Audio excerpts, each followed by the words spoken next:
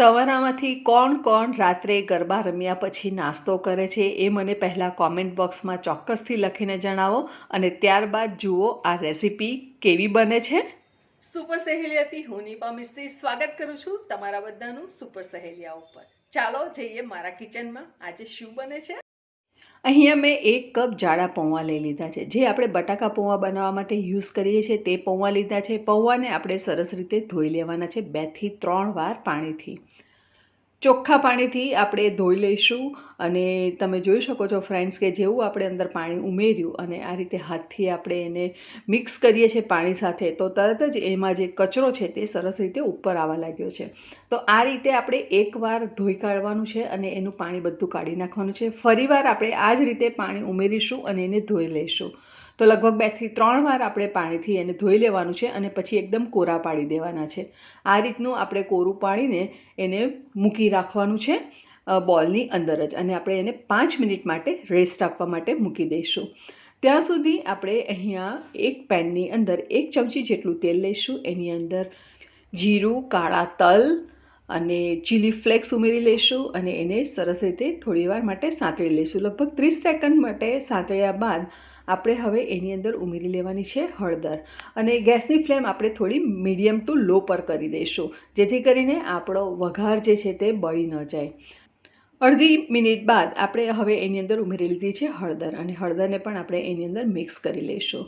હળદરને વઘારમાં અંદર ઉમેરવાથી એનો કલર ખૂબ જ સરસ આવતો હોય છે અને હવે આપણે એની અંદર ઉમેરી લઈશું અડધો કપ બેસન. રેગ્યુલર જે ઝીણું બેસન આવે છે તેને જ આપણે લીધું છે અને એને આપણે લગભગ 3 થી 4 મિનિટ માટે ધીમા તાપે એને સરસ શેકી લેવાનું છે અથવા તો ત્યાં સુધી શેકીશું કે એનો સરસ સુગંધ આવે અને થોડો હલકો ગુલાબી કલર આવે ત્યાં સુધી આપણે એને શેકી લીધો છે. હવે આપણે એની અંદર હિંગ ઉમેરી લીધી છે અને હિંગ ઉમેર્યા બાદ ફરીથી આપણે અડધી મિનિટ માટે એને શેકી લઈશું. એકચ્યુઅલી હિંગ તમે વઘારમાં અંદર ઉમેરશો તો પણ કોઈ પ્રોબ્લેમ નથી પણ બાય મિસ્ટેક મારાથી સ્કીપ થઈ ગયું હતું એટલે હું અત્યારે એને અંદર ઉમેરી લીધી છે અને એને લગભગ અડધી મિનિટ માટે આપણે એને સાંતળી લઈશું. ગેસની ફ્લેમ પરથી આપણે એને ઉતારી લઈશું. આ સાઈડ આપણે અહીંયા કોથમીર લીધેલા છે અને કોથમીરને આપણે એકદમ બારીક સુધારવાના છે. કોથમીરને ધોઈ લેવાના છે અને ત્યારબાદ જ સુધારવાના છે જેથી કરીને એના બધા ન્યુટ્રિયન્ટ્સ છે તે સરસ રીતે એમાં જળવાયેલા રહે. હવે અહીંયા મારી પાસે જે પૌવા હતા તે સરસ પોચા થઈ ગયા છે અને તમે જોઈ શકો છો ફ્રેન્ડ્સ કે આપણે એનો લોટ બાંધવો હોય તો પણ તે બાંધી શકાય એ રીતના સોફ્ટ સરસ થઈ ગયા છે. તો હવે આપણે એની અંદર ઉમેરી લઈશું બેસન. શેકેલું બેસન છે તેને અંદર ઉમેરી લઈશું અને ત્યારબાદ આપણે એની અંદર બાકીના બધા ઇન્ગ્રેડિયન્ટ્સ ઉમેરી લઈશું જેવા કે કોથમીર. તો અહીંયા મેં કોથમીર લીધી છે એની જગ્યાએ તમે કસૂરી મેથી અથવા તો લીલી મેથીનો પણ ઉપયોગ કરી શકો છો અથવા તો તમે લીમડાના પાનને પણ બારીક સુધારીને તમે અંદર ઉમેરી શકો છો. હવે આપણે અહીંયા લીધું છે ચાટ મસાલો. ચાટ મસાલાની જગ્યાએ તમે આમચૂર પાવડર પણ ઉમેરી શકો છો. સ્વાદ પ્રમાણે મીઠું ઉમેરી લેવાનું છે અને જો તમને ગમે તો થોડો ગરમ મસાલો અથવા તો પાવભાજીનો મસાલો પણ તમે અંદર ઉમેરી શકો છો. એનાથી ફ્લેવર ખૂબ જ એન્હાન્સ થશે પણ હું અત્યારે બેઝિક ઇન્ગ્રેડિયન્ટ્સ જ ઉમેરું છું અને મને આ ફ્લેવર વધારે ગમે છે. તો હવે આપણે તમે જોઈ શકો છો કે હાથની મદદથી આપણે પ્રેસ આપતું જવાનું છે અને લોટ બાંધતું જવાનું છે. પાણીનો બિલકુલ ઉપયોગ કર્યો નથી. કદાચ જો તમને જરૂર પડે તો તમે 1 ચમચી અંદર પાણી ઉમેરીને લોટ બાંધી શકો છો. મેં બિલકુલ પાણીનો ઉપયોગ કર્યો નથી. હવે આ રીતે થોડું તેલ લઈશું અને હાથની મદદથી એને સરસ રીતે મસળીને સોફ્ટ ડો બનાવીને તૈયાર કરી દઈશું. ત્યારબાદ એમાંથી નાના નાના ગુલ્લા લઈશું અને તેને સરસ રીતે આપણે પ્રેસ કરી દઈશું અને હથેળીની મદદથી દબાવ્યા બાદ આપણે આંગળીની મદદથી આ રીતે એને પ્રેસ કરતા જશું અને એની સરસ પાપડી બનાવીને તૈયાર કરી દઈશું. હવે જો તમારે આ મેથડ ન કરવી હોય તો આપણે લોટ લેવાનો મોટો લોટના 2 ભાગ પાડી દઈશું અને એમાંનો 1 ભાગ લઈશું અને એને આપણે સરસ રીતે વણી લેવાનું છે. થોડું થીક રાખવાનું છે, પતલું નથી રાખવાનું. તો આ રીતે વણાઈ જાય ત્યારબાદ આપણે એક મોલ્ડ લેવાનો છે.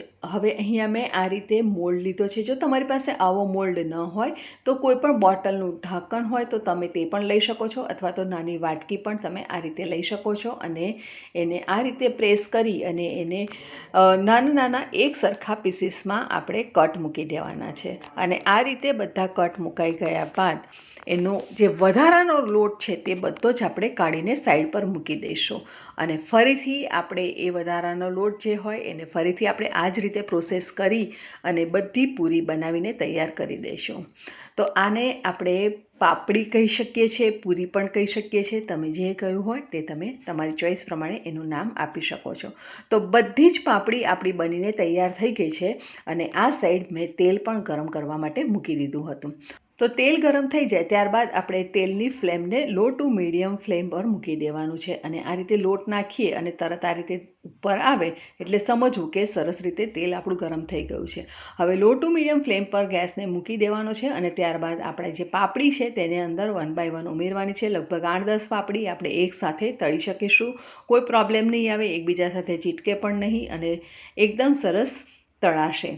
તો જ્યારે પાપડી આપણે તેલમાં નાખી તો તમે જોઈ શકો છો કે બધા બબલ્સ ખૂબ જ આવવા લાગ્યા છે. તો બબલ્સ આવતા બંધ થઈ જશે અને પાપડીનો કલર થોડો ગોલ્ડન આવશે એટલે સમજી લેવું કે આપણી પાપડી પરફેક્ટ તળાઈને તૈયાર થઈ ગઈ છે.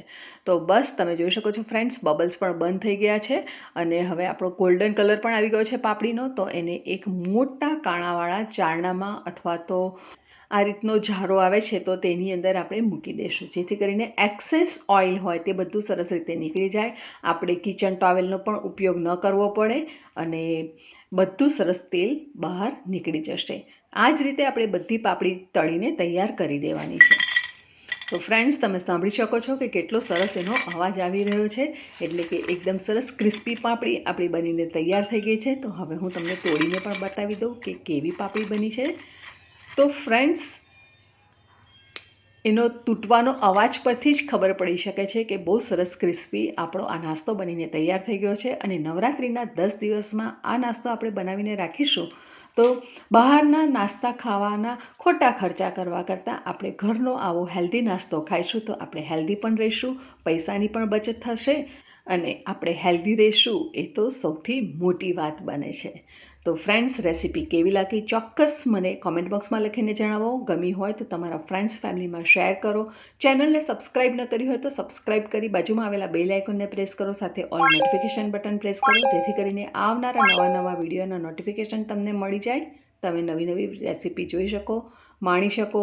ફરી મળીશું નવી સહેલી સાથે, નવી રેસીપી સાથે. ત્યાં સુધી આવજો. Stay safe, stay healthy.